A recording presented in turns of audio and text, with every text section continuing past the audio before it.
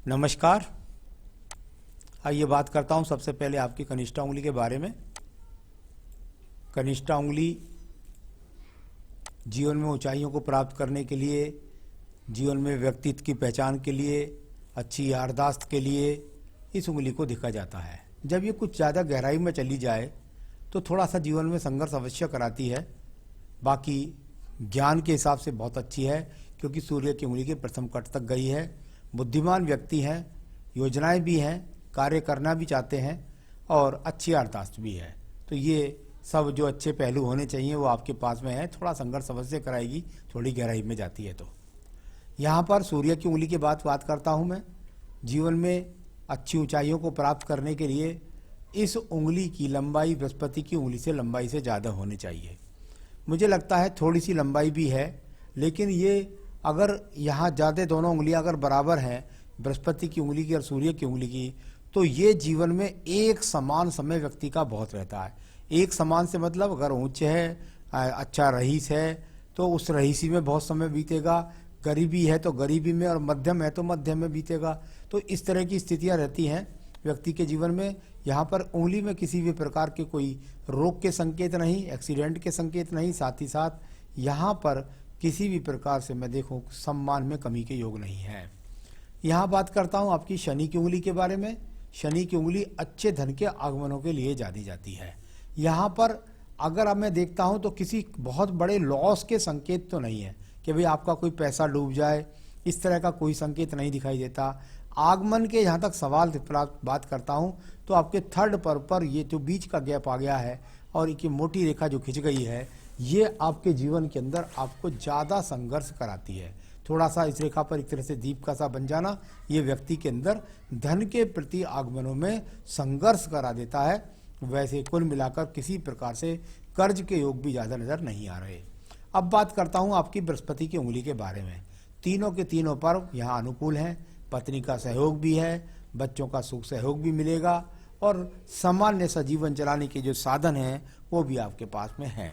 तो ये बृहस्पति की उंगली का यहाँ पर फल आप जान सकते हैं। मैं बात कर लेता हूँ इसके बाद आपके बुध पर्व के बारे में, जो अच्छे धन के स्रोतों के लिए देखना ही पड़ता है।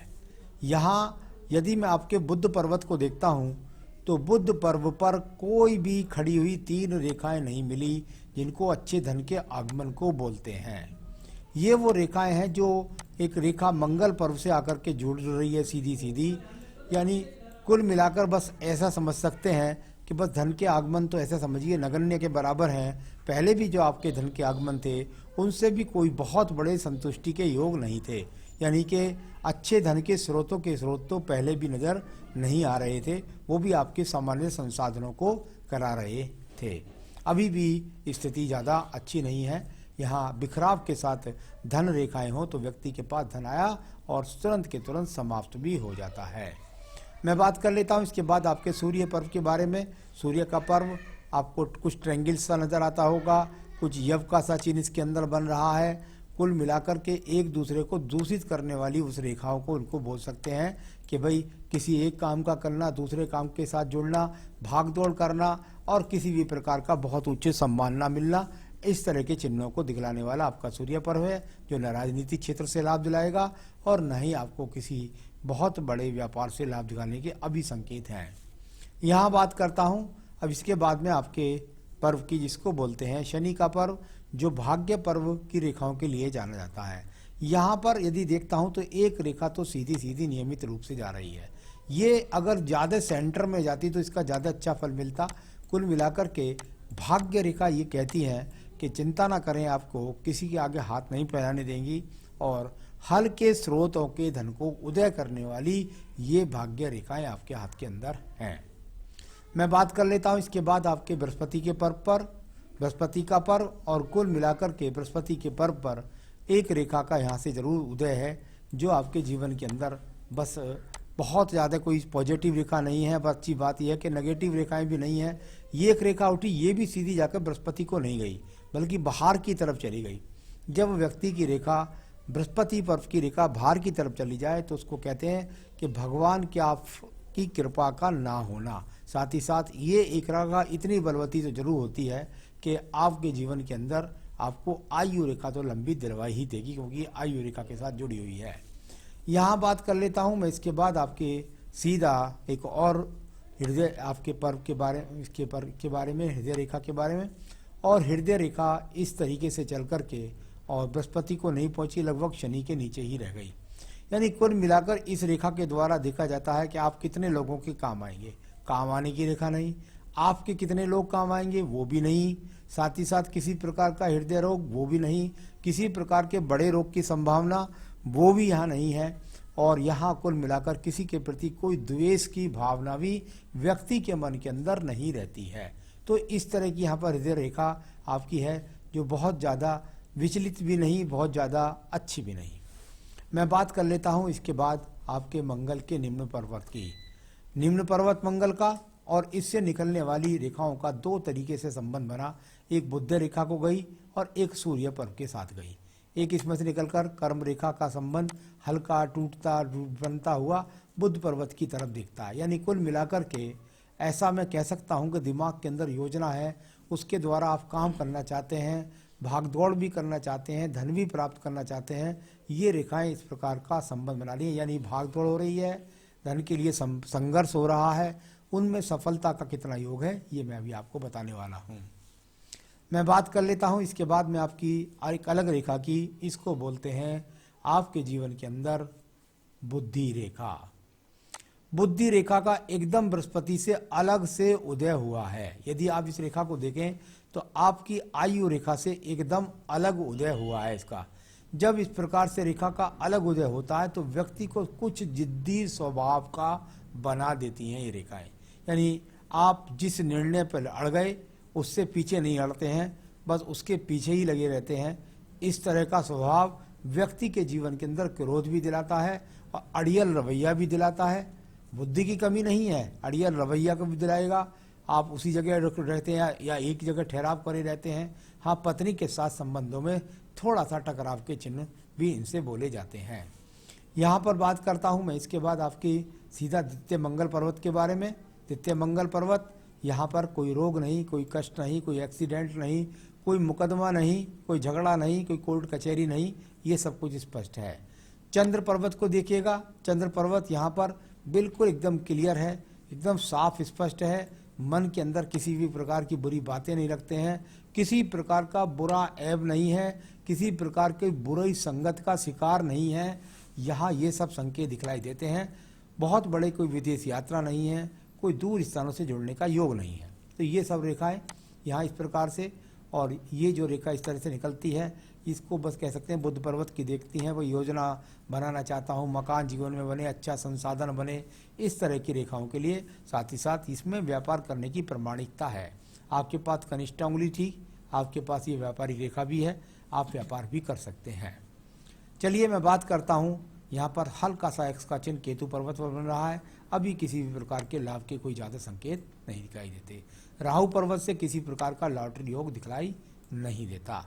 शुक्र पर्वत पर आइएगा। आपके शुक्र पर्व संसाधनों का पर्व होता है, और इस पर्व को यदि देखता हूँ तो यहाँ पर ये सामान्य सा पीड़ित सा शुक्र पर्व, यानी सामान्य संसाधनों वाले व्यक्ति का ये हाथ मैं देख रहा हूँ।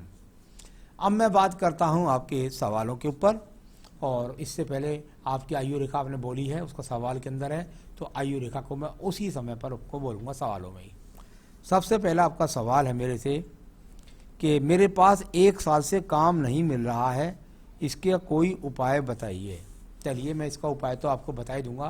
पहले 42 वर्ष के से पहले ये जो 41वें लगभग 42वें वर्ष पर एक राहु रेखा ने जो काटा है आपकी भाग्य रेखा को, इस रेखा की वजह से जिसने भाग्य रेखा को काटा है, इसकी वजह से आप यहाँ पर अपने घर थोड़े दिन के लिए बैठ गए हैं। इसके बाद भाग्य रेखा कैसे है, चल रही है। कितनी चल रही है, बिल्कुल सही चल रही है। और जो काम आपका पिछले था या पिछले काम से संबंधित नौकरी या व्यापार थी, उसी काम में आप दोबारा जाएंगे और उसी से आपको सफलता मिलेगी, और वो जीवन के अंतिम चरण तक वो काम आपका साथ देगा। अभी बहुत जल्दी में आपका भाग्य साथ देगा, और आप दोबारा से कुछ पूजा पाठ में बताऊंगा करिएगा, फिर एकदम ठीक होते चले जाएंगे आप। तो ये 1 साल से काम नहीं मिल रहा है, बहुत जल्दी आपको काम मिलेगा, अभी शुरू हो जाएगा जल्दी। जो भी कुछ करते होंगे व्यापार नौकरी, वो जल्दी से शुरू हो जाएगी और आपका साथ देगी। कुछ उपाय बता दूंगा जो विघ्नों को हटा देगा। मैं मेरी लाइफ के अंदर कितने पैसे वाला बन सकता हूँ। ये हाथ किसी के कोई बहुत खराब हाथ नहीं है। जहाँ तक मैं अनुमान करता हूँ, जब मैं ऐसे हाथ की रेखाओं को देखता हूँ तो निश्चित रूप से ऐसे व्यक्तियों के पास में अपना मकान भी होता है, अपने जीवन के संसाधन भी होते हैं। कुल मिलाकर ऐसा व्यक्ति हाँ बिल्कुल निश्चित रूप से करोड़ों तक पहुँच जाता है। अभी हाथ में और रेखाएं भी बनने बाकी हैं, तो घबराने की कोई ज़रूरत नहीं। ये संपत्ति और संसाधनों सहित करोड़पति का हाथ है। मेरी जीवन रेखा कटी हुई है, मेरी उम्र कितनी होनी चाहिए। मेरे जीवन रेखा पर एक दीप है, उसका क्या मतलब हुआ। आइए मैं बताता हूँ आपको, आपके हाथ के अंदर दीप है कि नहीं है। देखिए, सबसे पहले में देखिए आपकी आयु रेखा ये ऊपर से चलती है, यहाँ से जाकर के और लगभग नीचे की तरफ आप ये रेखा चली गई, यहाँ पर यहाँ रुक गई आपकी आयु रेखा। अगर इसकी बात आप दीप की कर रहे हैं तो कहाँ पर दीप की बात कर रहे हैं ये तो मुझे नहीं पता। अगर आप नीचे की तरफ बात कर रहे हैं, सबसे नीचे यहाँ पर जाकर बात कर रहे हैं, तो यहाँ भी कहीं मुझे कोई दीप नज़र नहीं आ रहा। ऊपर की तरफ भी मैं कोई रेखा देखता हूँ तो वहाँ भी मुझे किसी प्रकार का दीप नहीं नज़र आ रहा। वो जो मंगल पर्व से निकलने वाली रेखा है उनको कहीं आप दीप का स्वरूप समझ रहे हो तो बात अलग है। तो चलिए मैं बताता हूँ आपकी सबसे पहले आयु रेखा। यहाँ तक आयु रेखा खत्म हुई। इसके बाद इस आयु रेखा का जो स्वरूप ग्रहण किया है वो किया आपकी भाग्य रेखा ने, यानी इसके बराबर में जो आपकी भाग्य रेखा है वो इसकी आयु रेखा का समर्पण रूप लेते हुए आगे चली है और ये पहुंच गई लगभग 78 वर्ष तक। तो आयु रेखा हो गई आपकी 78 वर्ष। इसका जो ये बीच में इतना बड़ा परिवर्तन है ये क्या है, ये मैं आपको बताता हूँ। ये लगभग आपके 45 से 48वें वर्ष के बीच में कोई बहुत बड़ा स्थान परिवर्तन है। या तो शहर का ही स्थान परिवर्तन हो जाए, या आपका मकान का स्थान परिवर्तन हो जाए, या आप नया मकान लेकर के इसमें स्थान परिवर्तन कर जाएं, या व्यवसाय में कोई बहुत बड़ा परिवर्तन कर जाएं। इस तरह का ये 48 से 52 वर्ष के बीच का ये जो गैप है उसका ये मतलब होता है। तो चलिए आपकी आयु रेखा भी बता दी। मेरे को जीवन में कौन से बिजनेस करने चाहिए। जो भी व्यवसाय या नौकरी आप कर रहे हैं उसमें कुछ समय के लिए मंद रेखाएं पड़ गई हैं, जिसकी वजह से आपका काम वो बंद हो गया है। कृपया करके आप उसको दोबारा से जोड़िए, वो जीवन के अंतिम चरण तक आपका साथ देगा। मुझे परिवार का सुख मिलेगा, मुझे परिवार का सुख मिलेगा नहीं मिलेगा। इसका मतलब मैं नहीं समझाऊं। परिवार का सुख मिलेगा या नहीं मिलेगा। पत्नी से सुख का अगर से बात कर रहे हैं तो सिर्फ आप जिद्दी स्वभाव के हैं, मैं बोल ही चुका हूं, और बस अपने जिद को छोड़ दीजिए, आपका परिवार का सुख आपको अवश्य मिलेगा। मैं बहुत बड़ा आदमी बनना चाहता हूं, इसी के लिए क्या क्या करना चाहिए, कौन से उपाय करने चाहिए वो मैं आपको बता रहा हूं। और बिल्कुल निश्चित रूप से और बहुत सारी रेखाएं इकट्ठी खड़ी हो सकती हैं और आप बहुत बड़े आदमी बन भी सकते हैं। तो समस्या का पूरा उपाय मैं बता दूंगा आपको। मैं किसी के साथ में पार्टनरशिप में काम करना चाहता हूं। बिल्कुल भी ना कीजिएगा, क्योंकि आपका स्वभाव किसी के साथ सेट नहीं हो पाएगा। तो ये सब यहाँ मैंने आपको बताया है और उपाय मैं आपको बताता हूँ। ये उपाय अवश्य कर लीजिएगा अगर आप चाहते हैं कि मेरे जीवन में मुझे कुछ आगे बढ़ा सकूँ। अगर आपने मोती पहन रखा है तो कृपया करके मोती ना पहने, और यदि आपने यहाँ पन्ना पहन रखा है तो उससे किसी प्रकार का नुकसान नहीं है। नग बनता है आपका पुखराज, आप चाहें तो मुझसे मालूम कर सकते हैं, मैं आपको नग ऑनलाइन दिखाकर आपके स्थान तक पहुंचा सकता हूं। तो पुखराज नग पहनना है। साथ ही साथ आपको संकट नाशन गणेश स्रोत पढ़ना है, संकट नाशन गणेश स्रोत पढ़ना है। और इसके साथ में आप पढ़िए दारिद्र्य दहन स्रोत, दारिद्र्य दहन स्रोत। ये दोनों बस पाठ कर लीजिएगा और पुखराज पहन लीजिएगा, आपकी बहुत सारी समस्याएं हल हो जाएंगी, आप जीवन में सुखी हो जाएंगे। यही मेरी शुभकामनाएं हैं। नमस्कार।